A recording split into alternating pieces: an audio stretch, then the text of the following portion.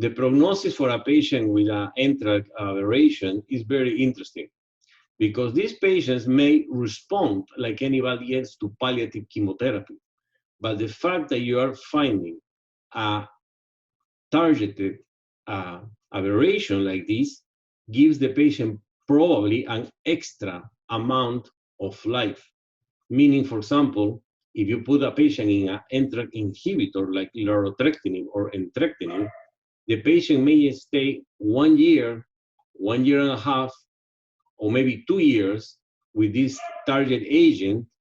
And then if he fails the target agent and we don't have yet a second target agent, then the patient can start palliative chemotherapy like anybody else.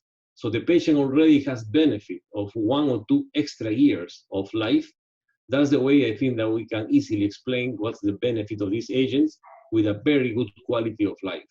That's something very important. The quality of life in this type of agents is much better than the quality of life on palliative chemotherapy.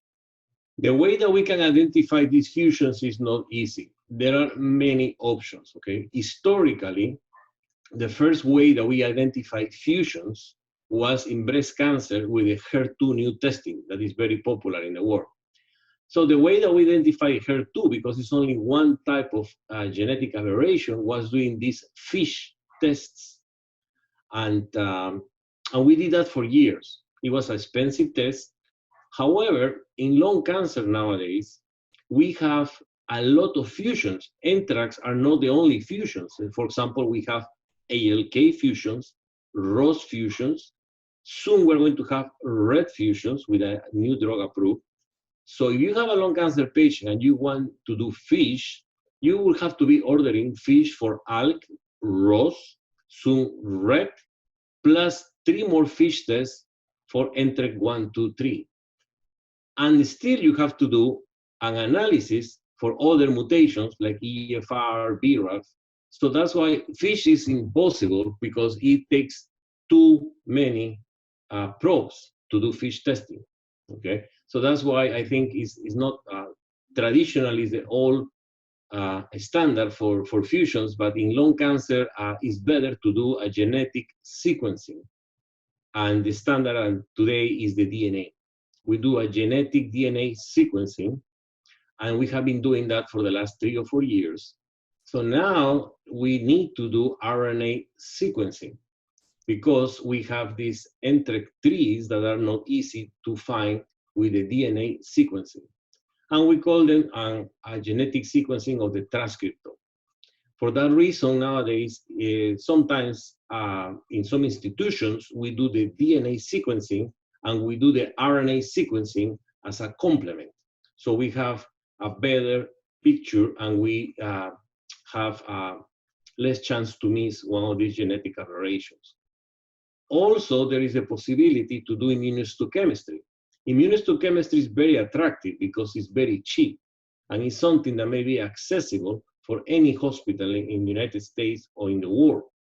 However, we need to validate these antibodies for each of these fusions. And also, there are many different variants that make the situation a little bit more complicated. However, we already have studies done comparing a pan-TRK panel with the transcriptome analysis or the DNA analysis that, for example, have been published by Sloan Kettering, and the pan-TRK immunohistochemistry is not so bad. It's very close, and in some cases may be useful. For example, if you have one of these rare tumors, like mammalian salivary cancer or secretory breast cancer, we know that these tumors have a very, very high incidence of NTRK fusions. In these tumors, maybe you don't need to do the whole genetic sequencing. So that's okay. So that's why there are many other ways. But in general, for a workup or any new adenocarcinoma of the lung, I think the best is to continue doing our DNA sequencing, and if it's possible, complement with a RNA sequencing. That will be the short answer. As we mentioned before, not all tests capture all the fusions, and that's part of the problem. That's why there is not like a one test that is the test to detect NTRK fusions. As I said before, the most popular tests nowadays that we do are DNA sequencing in tissue and DNA sequencing in blood.